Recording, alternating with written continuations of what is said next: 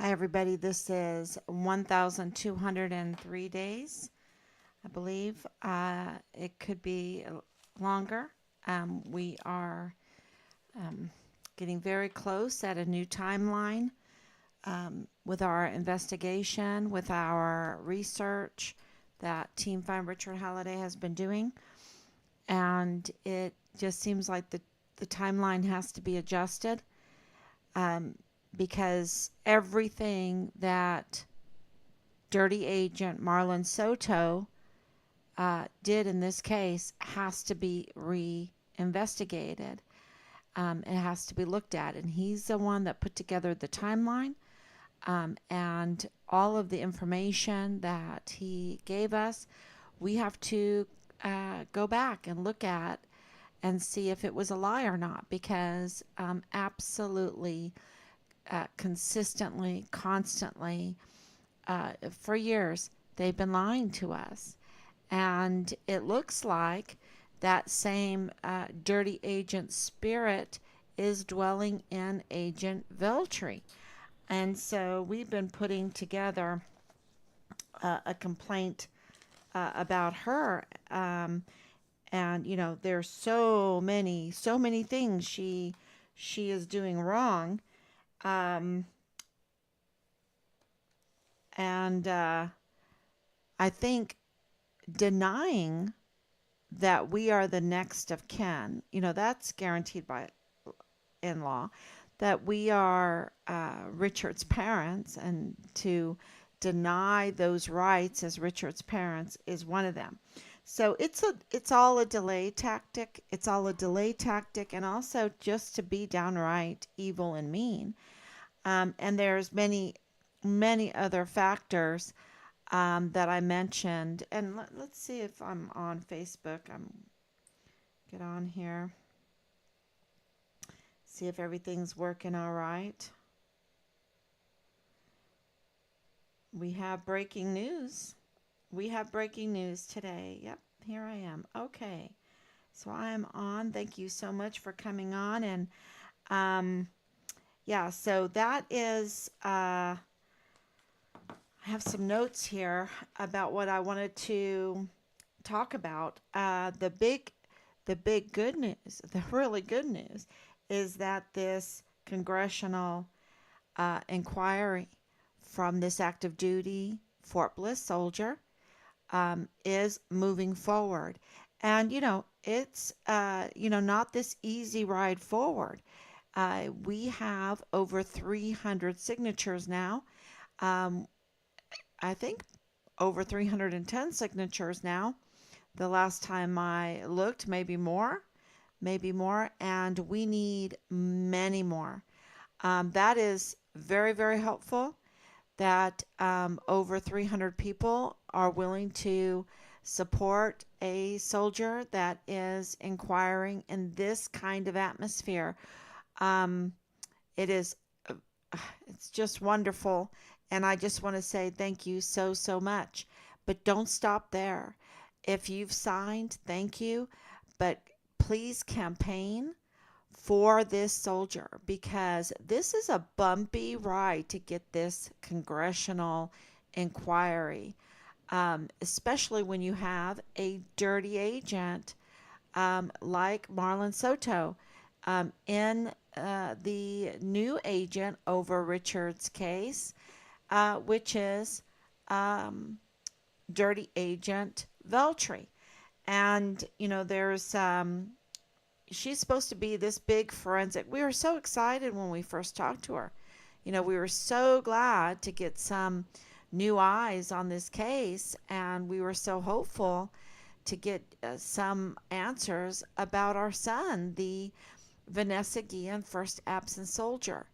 And, and she's this, we looked her up. She given all kinds of kudos for this case that she solved and everything like that. And she's supposed to be this forensic expert, this, uh, and, I think they lied about her. I really do. I think they lied about her because she is supposed to be a forensic expert.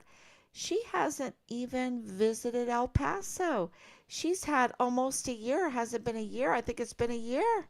She hasn't even visited the crime scene. She hasn't been to Fort Bliss. And let me tell you, all expenses paid. I mean, she would have all expenses paid and then some. She'd make money off of going there and looking at the crime scene and then talking to Danae Katzen, interviewing Belen Rocha, interviewing Lalani Hart, right? Interviewing Lalani Hart. But it seems like not only does she have the spirit of Dirty Agent Marlon Soto, she has a spirit that is starting to look a little bit like Lalani Hart's with this harassment and, just up to no good, up to no good wherever she goes. And I'm talking about Lalani Hart. And I hope that Veltri is not getting this spirit from Lalani Hart, this evil spirit of being up to no good and just wanting to cause chaos and harassment and everything. But, we have inside information coming from Fort Bliss. And of course, the active duty soldier contacted us, and it was what he revealed to us. We absolutely had to start putting all the information together in order to write a complaint. And so that's what we're in the process of doing. I hope it's going to go out tomorrow.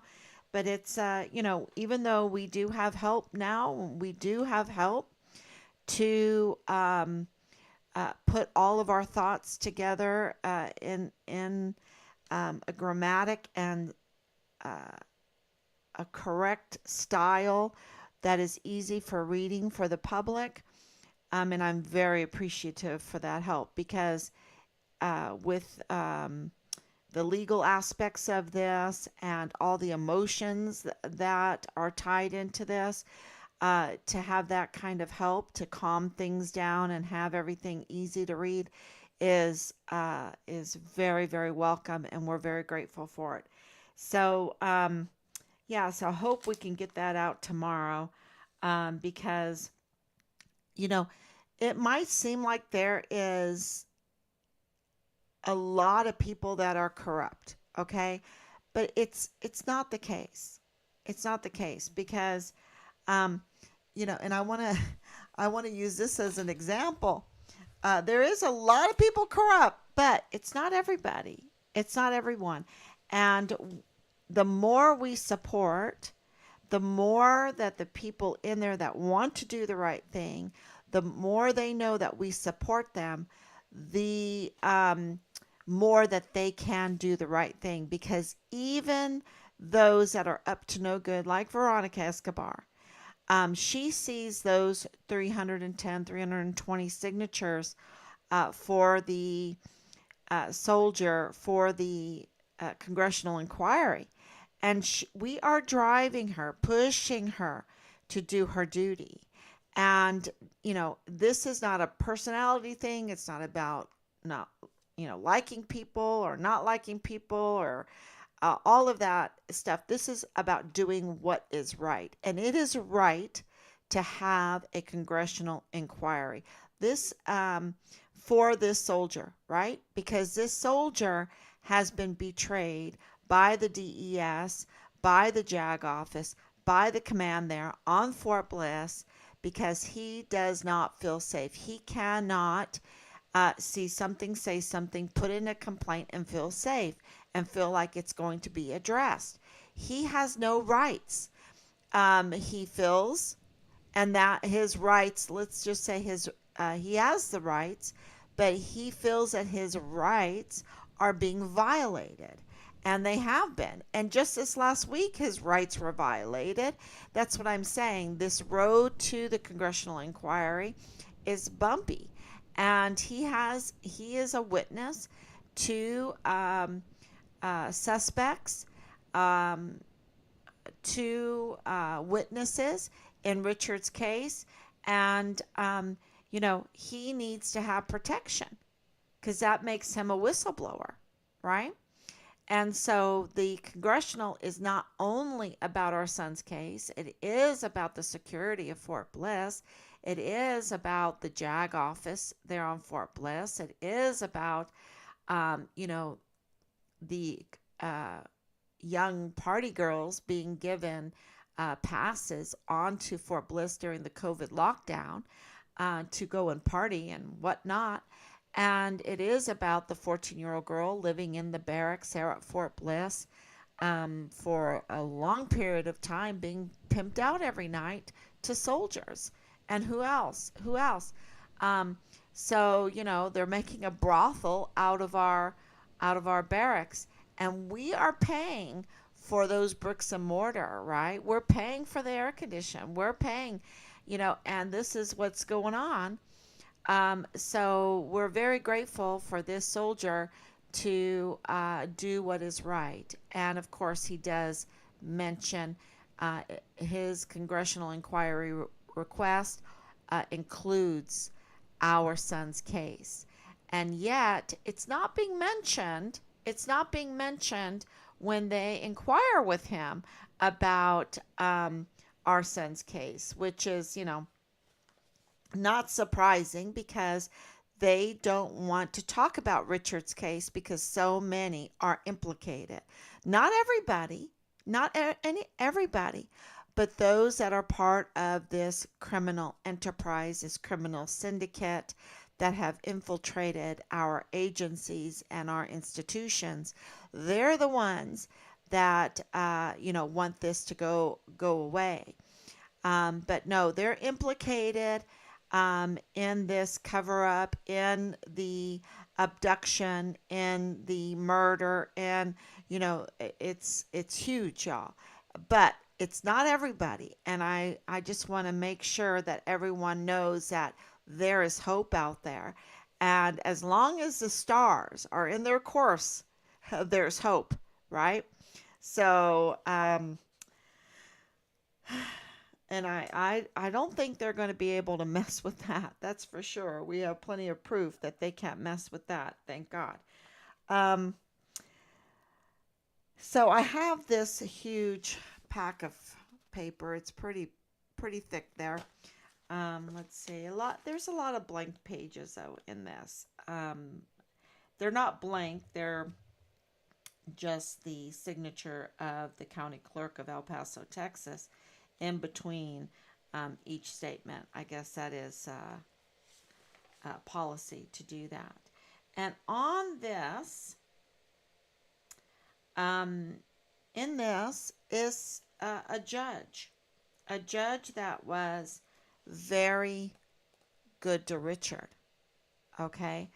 And it is,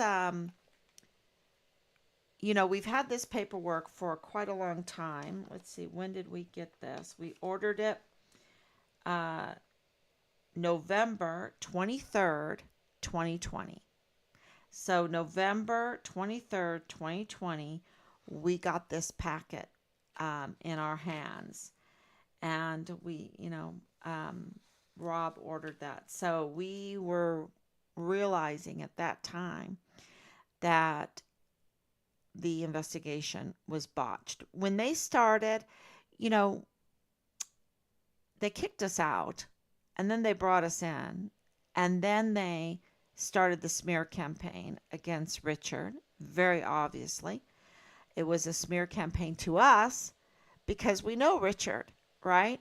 And there's just certain lines that cannot be crossed when you're talking about a personality of somebody, okay? And they were crossing every kind of line. And we knew that it was ridiculous, it was insane, that, we weren't going to buy it. We were going to trust um, who we know to be our son, right? And we're not going to trust the military. We're going to trust who we know to be our son, and we're very glad that we did that because he surpassed our trust. He has a clean record. He was never on the federal criminal database. He's a yellow Interpol. He stood up to these very evil criminal syndicate, criminal enterprise, um, criminals, right? Convicted criminals. Some of them are convicted criminals, and yeah, he stood up to them and he stood up for what's right, like this soldier, like this other Fort Bliss soldier. There's a lot out there, and that's why we need to support them. And absolutely, do I believe that Richard was murdered? Yes, I believe he was murdered. Um, I do not want anything terrible to happen to this Fort Bliss soldier for standing up. And, it's all in. I know what they did to Richard, and that's why we're working so hard to get justice for him so we can have a major reset in precedence and a change in the atmosphere and the environment and the spirit for our soldiers. And so that's why this petition for this Fort Bliss soldier with the congressional inquiry request is so important to us, because we need to change the direction so other families don't have to experience what we've had to. It's hell. It's absolutely hell. Before about 30 minutes ago or 40 minutes ago, I was watching the video of Richard, of us as a family, and you know, I had to wait a little bit in order to come on to the live stream because it is hell, absolutely hell, to see my beautiful son and know what they did to him. Um, yeah, it leaves us speechless. But my thoughts are running 1,000 miles an hour because I don't want these people to get away with it. I want accountability, and I also want accountability for the chain of command. I feel like they have absolutely betrayed their oath of office and have betrayed their service members, and they cannot be allowed to stay there. They cannot be allowed to be our leaders, okay? Because leaders, we entrust them with the lives of others and with our country. Why do you think they wear the flag on their shoulder? Why do you think that they have all of the privileges? Because we entrust them with our country, with the freedom of our country, with the Constitution, the laws of our land, with the people of our country, and of course with our volunteer sons and daughters. They cannot be allowed to stay in their positions when they have breached their trust and have caused so much harm and danger, security risk, betrayal, even treason, in the position that they are sitting in, and reaping all of the benefits. They cannot. And so, I and I'm not eloquent enough to say that properly. Um, Richard would be like, guilty, guilty. And I don't want to tell you what else he would say. Um, but if you ever have watched Lorna Doone, and Lorna Doone was one of Richard's favorite. I mean, there's so many favorites. He loved Lorna Doone, and there was a judge in Lorna Doone, and he thought the judge was right. Was really really a character, and so anyway, if you've ever watched Lorna Doone, then you'll know exactly what Richard would say to these that commit treason and hurt so many of our service members, and they are shaking. Okay, I have been on here day in and day out talking about the shaking, even the command sergeant major shaking, even the generals shaking, even the soldiers, they're just so afraid. And the paralegal I got on the video, right? At least the sound of him, so that people will understand the sound of him. I didn't uh, want to expose his face or anything, but the sound of him, absolutely terrified, terrified of their chain of command, terrified of participating in any search for a missing soldier, and all of their bedside manners, all of the regular, ma'am, we are so sorry for what you're dealing with and the loss of your son, and we're going to try, to help you in any way. That esprit de corps was uh, really attacked, really attacked. And, how can you run? How can you operate with no operational orders, right? A fake task force find Richard Halliday, a staged one, and in while you're fear mongering, how without any esprit de corps, how can you be successful? And that's why we haven't been successful. And I think it's on purpose. And that's why they cannot be allowed to stay in their uniforms. And those that have retired, they need to be stripped of the benefits that they have gotten um, by betraying us. Okay, so that needs to be decided in a court martial, court of law, whatever. But absolutely, I can tell you, uh, my husband, 30-year veteran, my dad, 23-year veteran, my father in law, over 20 years in the Air Force. Um, you know, we are absolutely go Army, but not go Army with leaders that are up to no good, that will betray us. You know, uh, you just flash a little money their way, flash a little star, we'll give you a third star.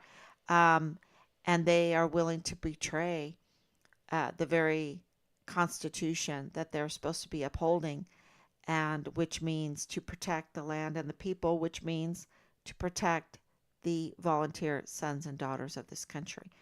No, absolutely, Lieutenant General Sean Bernabe is a criminal of this country, and he cannot be allowed to stay where he's at. He cannot. He's a danger to every one of his service members and to this country and to Fort Covassos, Fort Hood. Absolutely. Absolutely. Just betrayed us.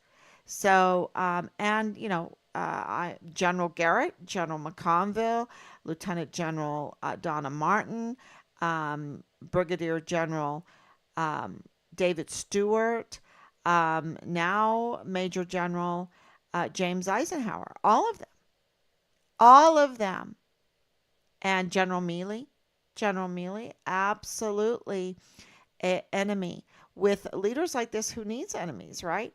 They are the enemy. They're the enemy of this country, and they cannot be allowed to stay where they're at. And so that's the macro in this, and that's really not the huge macro. There's even bigger, but which leads me to talk about um, the House Judiciary Committee did something very interesting, and I'm going to share a screen if I can do it, um, to show you. When was this? September 3rd. September 3rd, I posted this.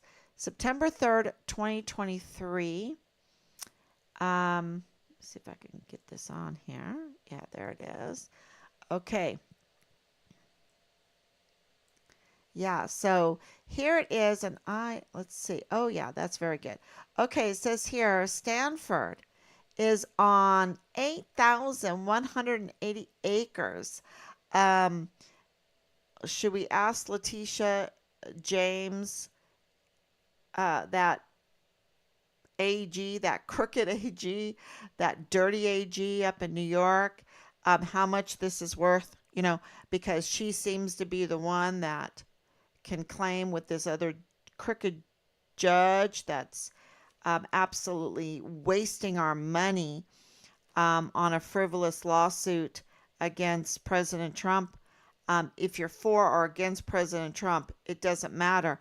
It's very clear that they're what they're doing is retaliation. Exactly what they did to Richard, um, or what they're doing to President Trump, they did to Richard, right? And here I posted up, this is September 3rd, 2023, Santa Clara Valley, which is Silicon Valley. Okay, Santa Clara, California, home of Stanford University. And I'm sure that that university is more than $18 million worth, right? It's historical, huge. California is so old country anyway. Um, I'm always into all this architecture and everything, and it's old country.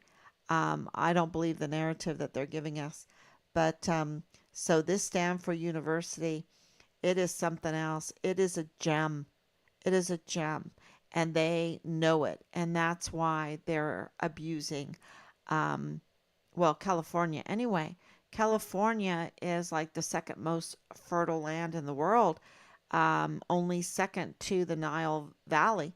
Um, food is not just is, right? We need fertile land. And so that's why so much of our food is grown in California, um, because the land is so fertile there.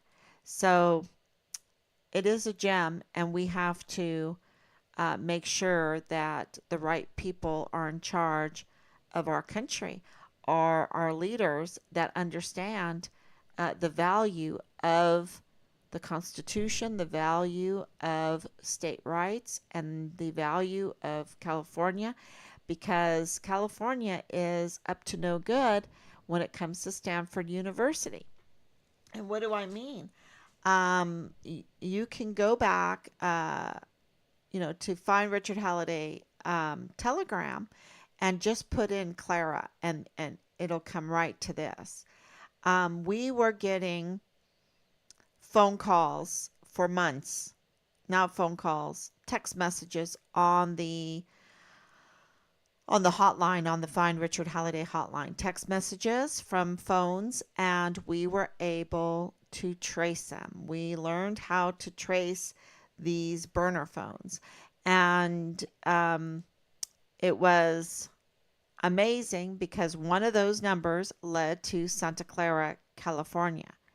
And Santa Clara, California, I was like, why is one of the numbers leading to Santa Clara, California, right? Why is that? And then we were watching this, um, and you see, there's not that many people here. It's empty. I don't know what, I can just say it was a God thing, right? It was just a God thing that I happened to be watching this, and it clearly said what today the House Judiciary Committee confirmed, which is that the DHS officials contracted out, paid big money to Stanford University to generate disinformation and to block people, right? To control information and to put out disinformation. And of course, they did a lot with the COVID stuff. Um, and, that's a whole nother conversation. And with me, I'm pretty extreme when it comes to the COVID. I'm just warning you, I'm just being honest. Because I don't like the germ theory at all. I have 9 grandbabies, yay, 9 grandbabies, and I understand that you cannot um, abide by the germ theory. When I'm all about cleanliness, I'm all about washing hands, all about washing faces, all about eating right, all about that. But this germ theory, it's not, it's trash. That's what I feel. I feel like it's trash. I'm about the terrain theory, keeping the terrain clean and you know, eating properly, vitamins, drinking plenty of fluids, getting rest, this and that. Yeah, I don't like the germ theory. So that whole thing with COVID, and then if you had a different view, then you are retaliated against, and you know, uh, I felt like that was a violation of our constitutional rights. So anyway, it does have uh, a connection to this generating disinformation because the phone that was used to control Find Richard Halliday, um, to bully Find Richard Halliday, to harass, to intimidate, one of them was coming out of the Santa Clara, California, Stanford area. And that was that, anyway, so today for it to be confirmed is awesome. And it just tells you we have hope, we have institutional support. This is a huge example of institutional support because, and we're getting even more, especially when it comes to Leilani Hart, who lives a lie. She lives a lie all the time. And uh, and right now, we're getting inside information that she has to lie just to get employment because she's a convicted criminal. She has to lie. So we're, checking on that, but it seems like it that she lied to get employment. She didn't disclose her criminal record. And I hope that she didn't steal identity to do it because that's in the news too. Is, this big new wave, maybe it's not that new, but it's very new to me, that people steal identities and to do their criminal activity. And so, we have all this investigation that we've done with Dallas Hart. And I'm going to turn this off because here's a phone call. Yeah, this is where all the phone tracing went into the Santa Clara, um, these addresses and stuff. Very, very interesting. Um, so we've been very transparent and we show you all the work that we have done behind the scenes. And as soon as we know for sure, this is where the phone calls came from. And of course, it would come from Santa Clara if they're trying to control the narrative with Richard. And it just tells you that there was something else that was on here that I thought was worth mentioning again too. Um, yes, it's of course they're going to spend millions of dollars, right? Millions. This September 3rd was, I think, the first time that we posted the information that we were getting about the approximate funding for Richard's case. Like personnel and investigative teams, 2.5 million, that would be like the CID and that. Forensics analysis and testing, 1.8 million. Legal proceedings and consultations, 1.2 million. I would like to know about that. I mean, I like to know about everything. Legal proceedings and consultations, $1.2 million they're spending on Richard's case. Interesting. Support services and surveillance, 1 million. Administrative costs, 600,000. Miscellaneous expenses, 300,000. Now we've elaborated that since with more and more information coming in, and DA Bill Hicks is about to give it to us all because we have the right to know what was spent on our son's case and what is being spent on our son's case. And every American can put in for an open records request from DA, the District Attorney of El Paso. There, his name is Bill Hicks at the time. At this time, uh, but his days are numbered. I think his days are numbered. Okay, I'm hoping that his days are numbered if we have a fair election.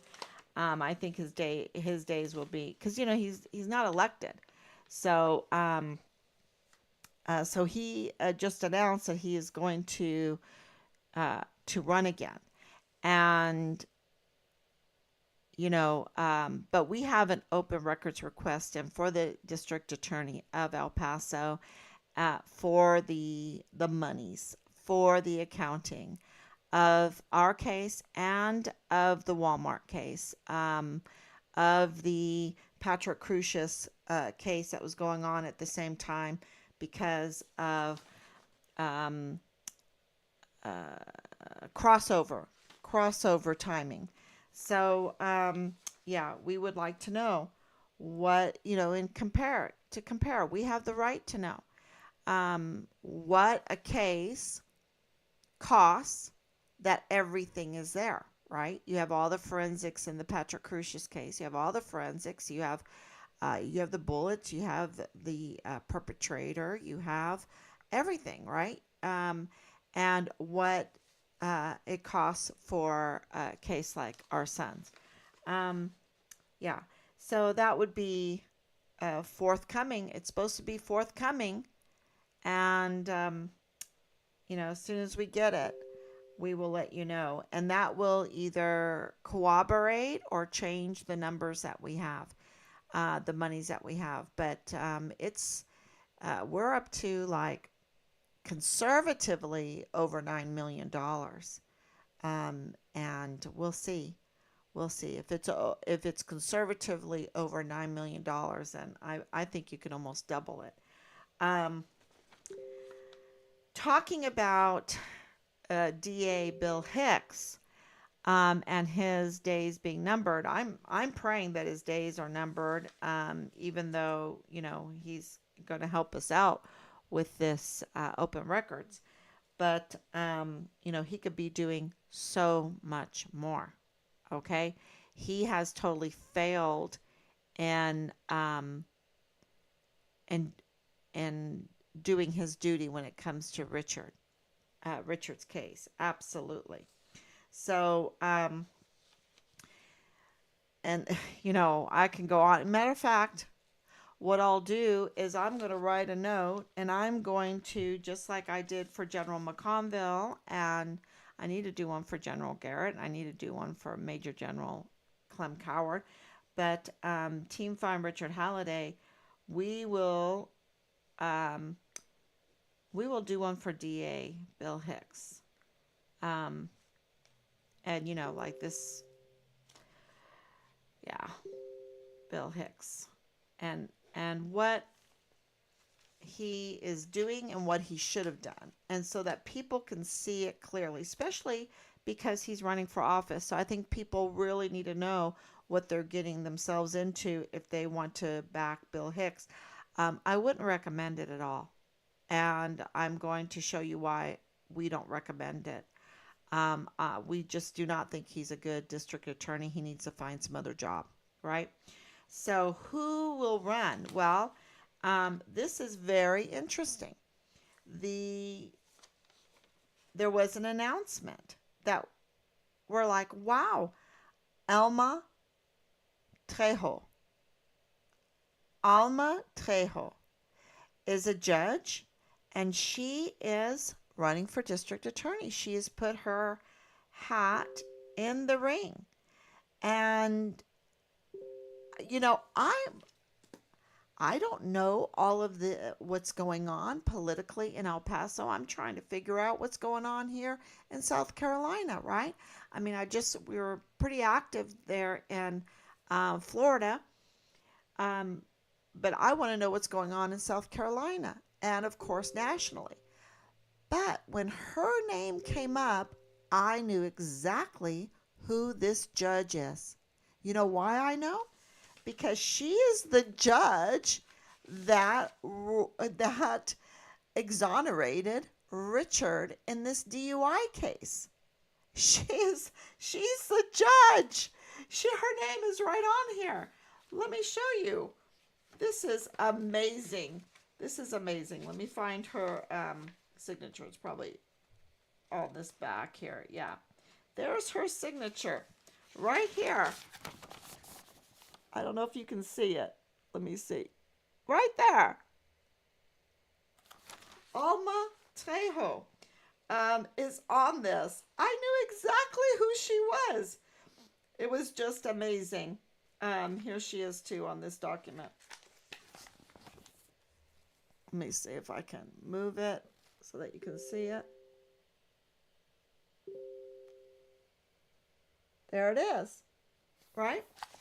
Uh, so I was like, wow. And looking, and I'm going to just tell you from the very beginning, November 23rd, 2020, that we got this, we have always said, thank God Richard received a fair judge. A fair judge. Because when you read through all of this paperwork, it's very clear that it was a soup sandwich. And we didn't quite understand the pretrial diversion, what that meant. Lately, with this confirmation, oh, his case was dismissed in early July. What do you mean? Yeah, with a pretrial diversion, it's a guaranteed dismissal. It's an agreement to dismissal. I'm like, what? So, this is just so unbelievable that a judge that we know, that we have always felt ever since we received this paperwork, that she's a fair judge. I don't know her totally. I'm just saying, from our point of view, from Richard's soup sandwich, she gave clarity to this. And she exonerated Richard. Okay? The best way she knew how to do it to protect herself with liability, because the pretrial diversion, from what I understand and what I've learned, is kind of like a protection for the judge, for the court, from liability, just in case they're making the wrong decision. But you know what? She made the right decision with Richard. And I just want to, I'm going to be campaigning for her, I guess. I'll campaign for her. So here's my little plug. Down with Bill Hicks, up with Alma Trejo, right? That's what we need to do. Unless someone can tell me something different, I'm just very happy with that. So that's good, good news. So this is institutional workings that we can give us hope when the House Judiciary Committee, where we think, oh my gosh, the Department of Justice, oh my gosh, it's not justice. And we know there are some very bad actors in there, but there's some good actors. And they absolutely today confirmed that Santa Clara was up to no good and was being paid for to be up to no good by the DHS. That's huge. And yeah, so let me answer questions now, because that was, oh yeah, I wanted to talk about the abduction for Richard, because we absolutely know, in our opinion, after 3 years of doing this day in and day out, and all of the research, all the different facets, talking to all the different people, looking carefully, and we're not stopping. We still have to look even more and more and more. But what we know of today, 1,203 days, we absolutely are sure that Richard was murdered. Okay, so he was murdered. But we want to know, how did he get into whatever location he was in order to be murdered. Okay? Um, was he murdered in the barracks? I I don't know. I don't think so. So where was he murdered? And was he abducted? That is what we're looking into. And we have, like I said, um, we have someone from the inside. And the word is that not only was Richard murdered, but he was abducted. And they might have framed it as arrested. And I was, and I think I've said that before, um, that we were told that he was arrested, and that was their excuse or cover for an abduction. And, I just didn't know. And it's like, you don't know. And how can that be? Right? How could that be? How could they be so evil? But since Richard was going to Park University, being a CID intern, being in the law enforcement community there, and Marlon Soto clearly, I haven't labeled him a dirty agent. Okay, that was the law enforcement community. Okay, he is confirmed by the law enforcement community to be a dirty agent. Okay, that's not me, and I think people need to know that this is not a smear campaign. He has been designated a dirty agent. I don't think it's legal. I don't know if it's legal. I just was told he's a dirty agent. I'm like, whoa, okay. So, and in our opinion, now this is just our opinion, um, and we have a lot of evidence to back us up. We feel that Jessica Veltri uh, is also a dirty agent. So, but we'll put that together and explain it.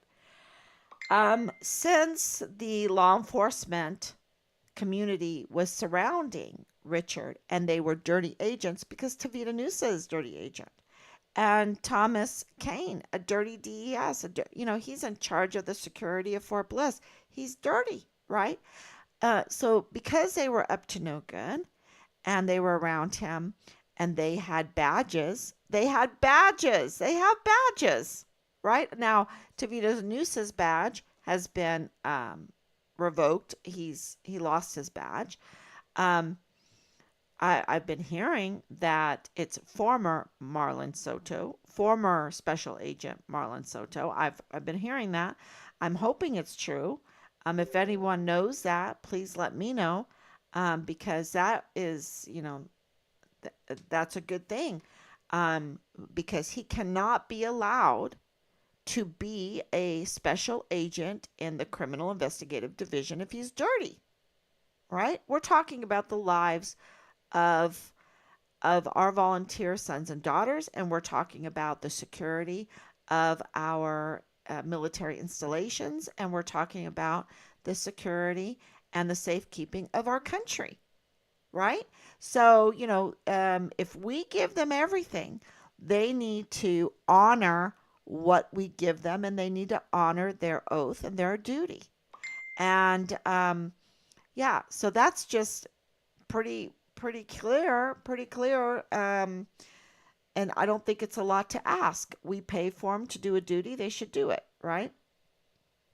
So, because Richard was surrounded by those that have badges, um, I'm starting to think that there is some weight to this, that they arrested him. Um, they arrested him falsely. They're dirty, right? They're dirty agents. And I think that the names that are in this DUI paperwork is becoming very valuable because this was a setup. And remember what I told you. This might seem like there's a lot of people, but it's not that many. There is a lot, but not everyone. And so they have to repeat. It's like you see the same old people in the media doing the same old things. Um, yeah, they're the same old people, and it's very interesting the names that are in here and where that leads. Okay, because we have other documents, and it's kind of like this 2905 Bliss Avenue. 2905 Bliss Avenue brings people all together. Boom, boom, boom. It's like a node. It's like an intersecting node of people. And so you know that Tanya Katzen is related to 2905 Bliss Avenue. You know that Eddie Rocha is connected to 2905 Bliss Avenue. You know that others are connected to 2905 Bliss Avenue.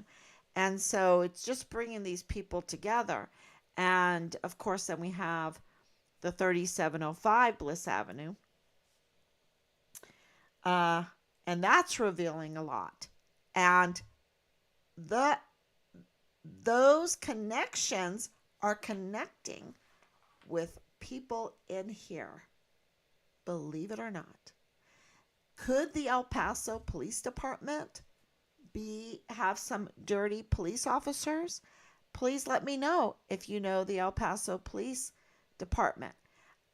Is there some dirty officers? It would be very, very interesting, right? Because and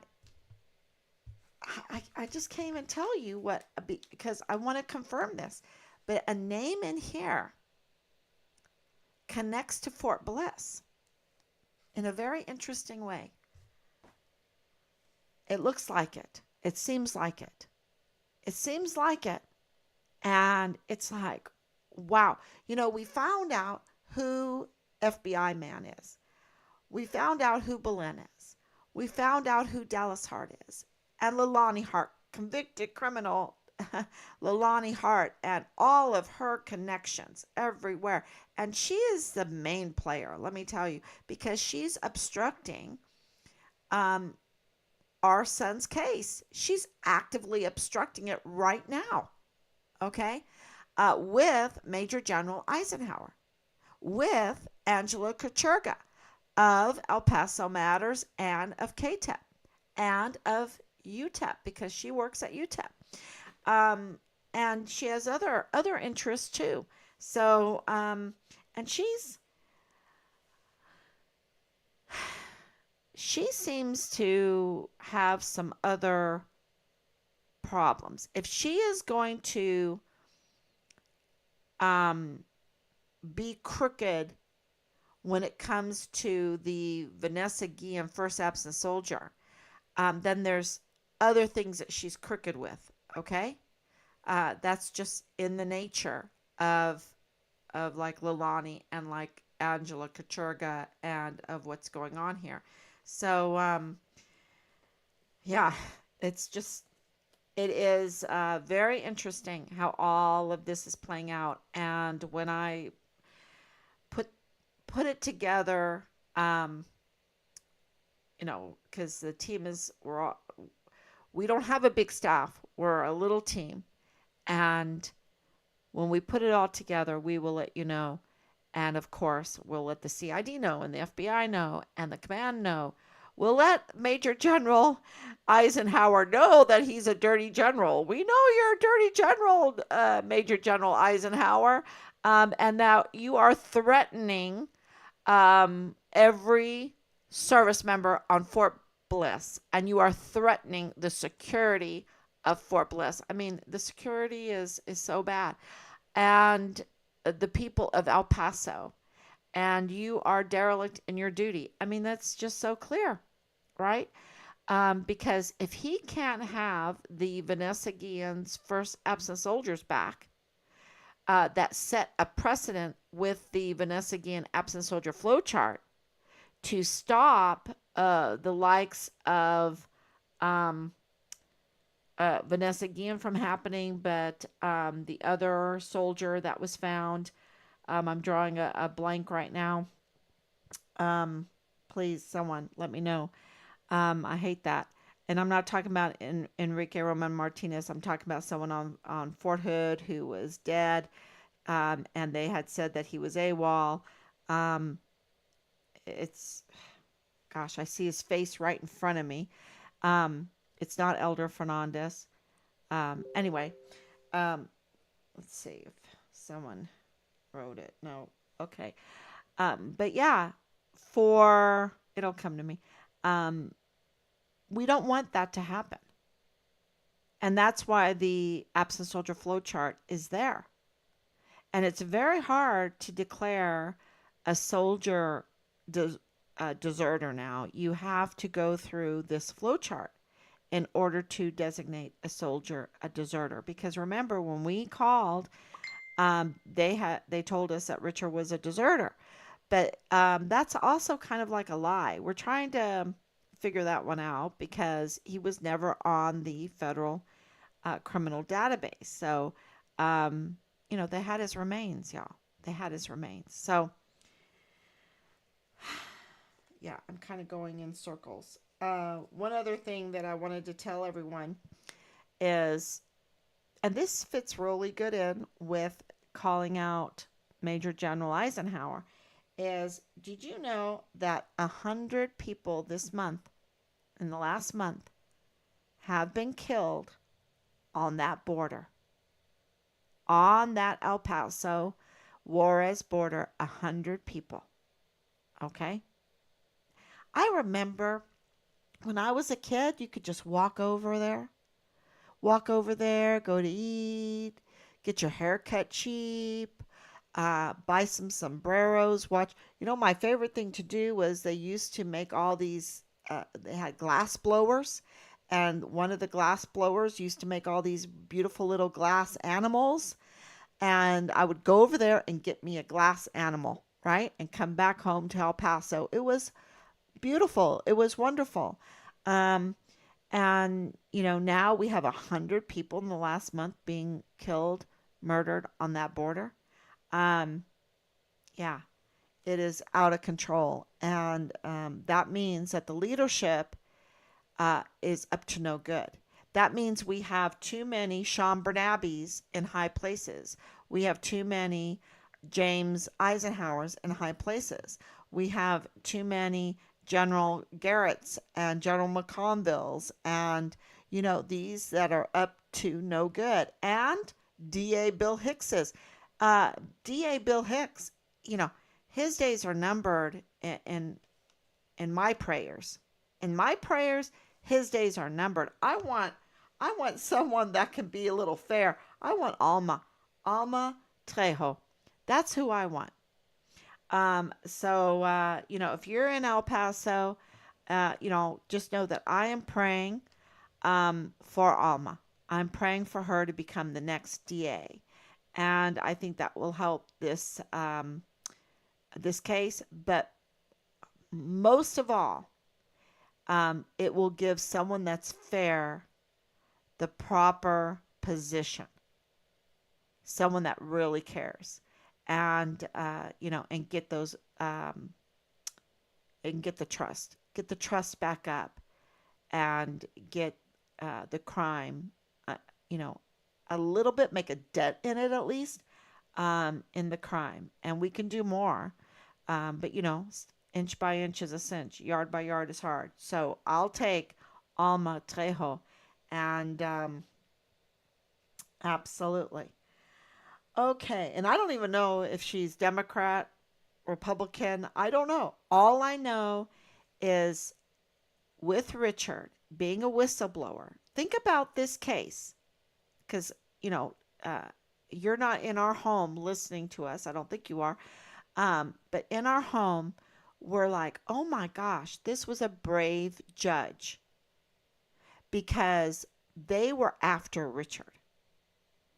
It is very clear in his DUI and after everything that we know that that was a setup. And I've asked Boleyn to text or whatever if she is not the one that called 911 because we're getting information that she was the one that called 911 um, to get this canine.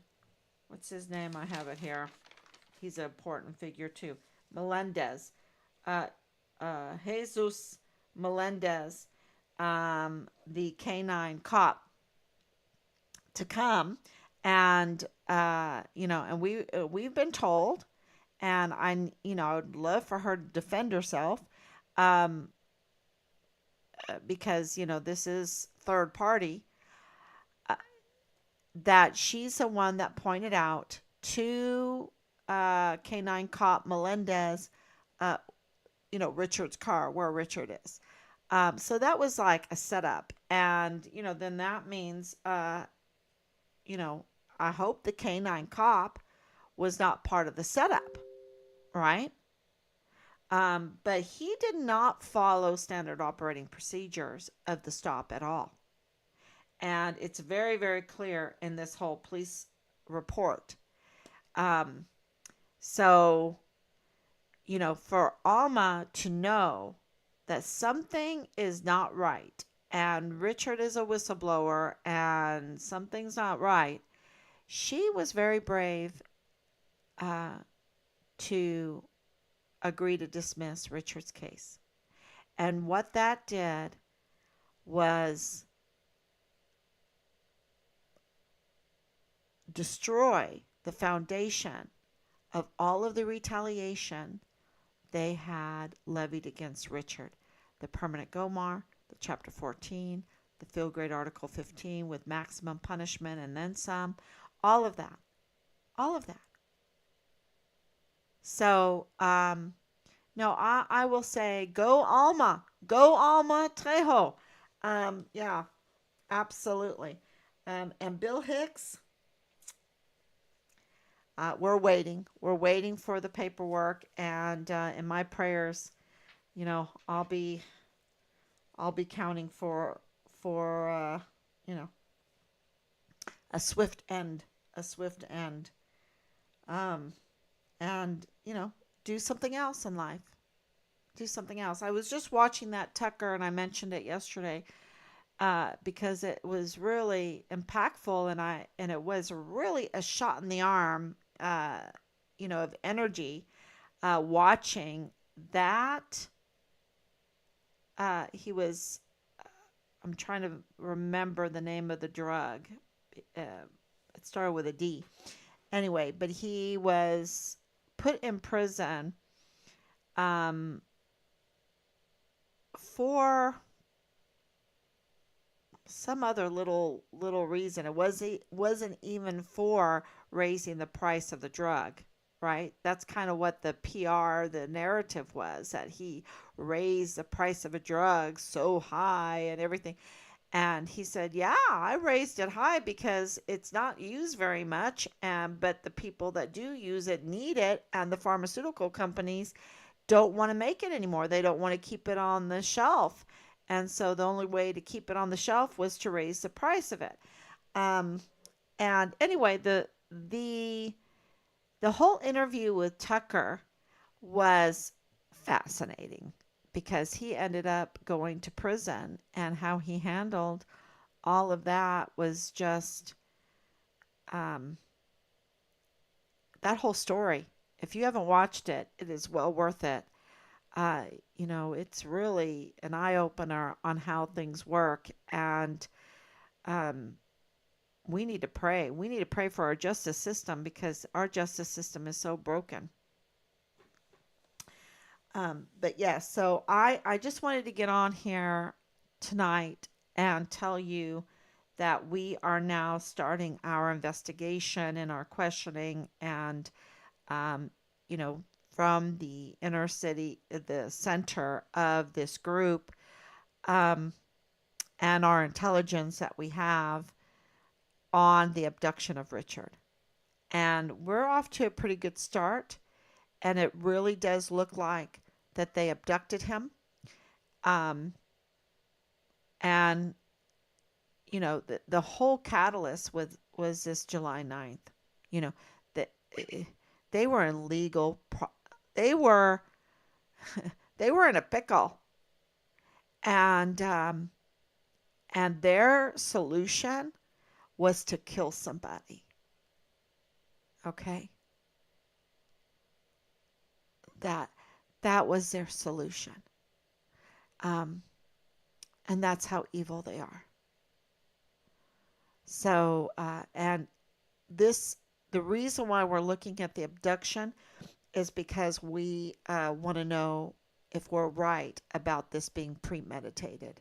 This was absolutely premeditated, in our opinion, and we are collecting the evidence to prove or disprove um, what we believe. We absolutely believe that they had to um, mess with the CCTV footage, know where the blind spots were for it, know where to take Richard to interrogate him, torture him, and murder him, and then how to avoid and how to be covered with the disposal of the remains, um, all of that, you know. And they're making us do this, right? They're making us go through this hell. And to stay human, I put up 2 videos today, and it was really in response to this research that we're doing into the abduction of Richard, for our own mental health, um, just to remember how beautiful Richard is, and in our very sweet memories. And so that's why I put those up again. Um, so this abduction is, you know, another thing that we need to put together in preparation for the whole court thing, okay, for all of our criminal cases. And so there's so much going on behind the scenes. And part of our case is this Santa Clara. Okay. So this is huge news, good news for our case, because nobody can call us tinfoil hat people now when we're saying that those in Santa Clara were messing with us, right? We're trying to uh, alter the direction of this case. No one can say that because it was confirmed today by the DHS that they were paying. Confirmed today by the Judicial Committee, the House Judiciary Committee, that the DHS officials were paying Santa Clara, Stanford University, to generate uh, misinformation, disinformation, and to control narratives. So, that's just all the bots and all this stuff, right? So that is a huge part of our case. So every time I mention different different cases coming up, like the or that just came up, Natalie Holloway being one, that's very important for our case because there was no body. They never found her body, her remains.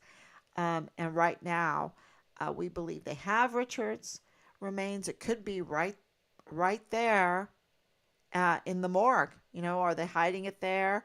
Did they put it in some kind of mine shaft? These are things that we've heard, that a mine shaft. Another thing is out at that Veterans Lake, Shadow Mountain area.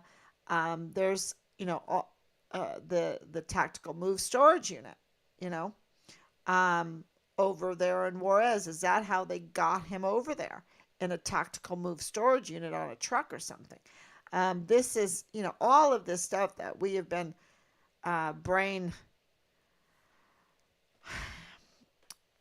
going through, things that people have told us, and the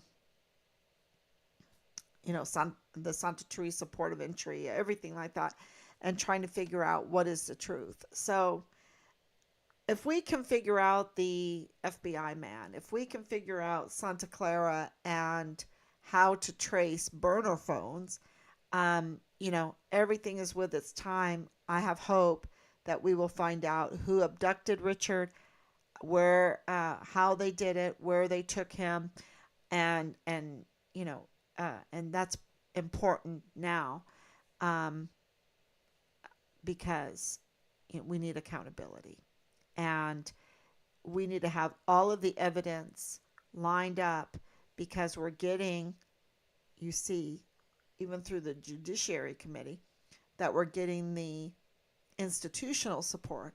And with that institutional support plus the evidence, then we'll get, um, the accountability. And part of that institutional support is this congressional going forward. So please campaign for people to sign that petition to support this soldier. We need to shine a light on him so that uh, he has to be protected, y'all. He has to. So when you're talking about $9 million, maybe double that into the $20 million just to cover this up, and they'll even use Stanford University. um, yeah, this is a big criminal enterprise, and it'll all come out. And that's why they're working very hard too behind the scenes. And they have an advantage. I come on every day and I'm transparent. Um, but, uh, the nature is against them. God's against them, because the stones, the lies don't grow. It's the truth that grows, right? And so the lies are catching up with Lalani. Lalani lives a lie. It's catching up to her. And we're going to be talking about Colorado, because they lived in Colorado, so she has all this history there, very soon in the next days. So, and then also the Kilometer 29, revisiting that. Um, there's just so much going on. So just say a prayer, and please sign the petition, and I know you've already signed it, but uh, get a couple more people to sign it. Some, just campaign for it. And thank you so, so much. Any questions now? The whole entire system failed Richard. Oh, this is a totally failed investigation. It's a botched investigation. It's a failed investigation. We had a dirty agent, Marlon Soto. Now, in our opinion, we have a dirty agent, Jessica Veltri. Okay. Um, God's hands have been on the absolutely, absolutely. I cannot. It's been amazing. What about the escort? Yeah, that's a good question. Okay, so we have ideas of who that escort is, but that has not been corroborated or confirmed. It seems many allegedly involved are no longer enlisted. Why? Exactly. Or they retired, right? And some, I think the big change was February 2020.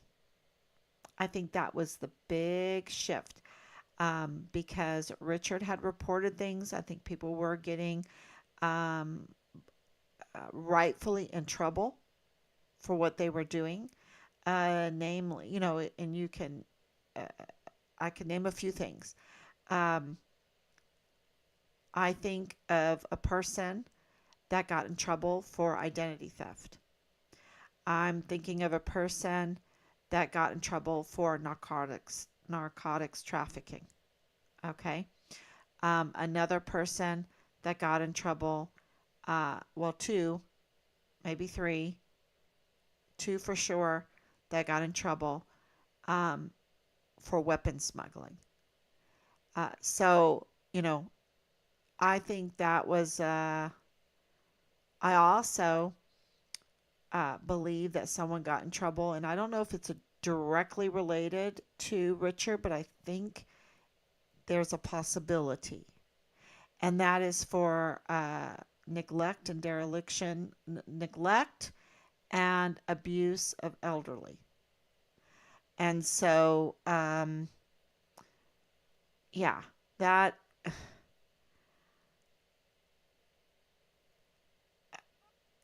and that's not including the CPS complaints, the what they were doing to children, um, because we know that Boleyn is involved in that, and because of her own admission, that was not me, that was her own admission, okay, and the sex videos, which was her own admission. So, yeah, there was some trouble there. So, if Richard reported all of that, uh, there was a lot of vendetta against him. A lot of vendetta. So, yeah. And what are we supposed to do? This is our conversation. What are we supposed to do when we're in that situation? When you see our arms room being robbed by the very people that are supposed to be guarding it, um, when you see children being sexually abused, when you see child porn being made, when you see the barracks full of illegal drugs and people are overdosing, fentanyl is a real danger, and you see a lot of people getting raped because they're high or they don't know what they're doing. They're being led by these drugs, and then you see all the suicides and just all the mental health issues because of what's going on with, when you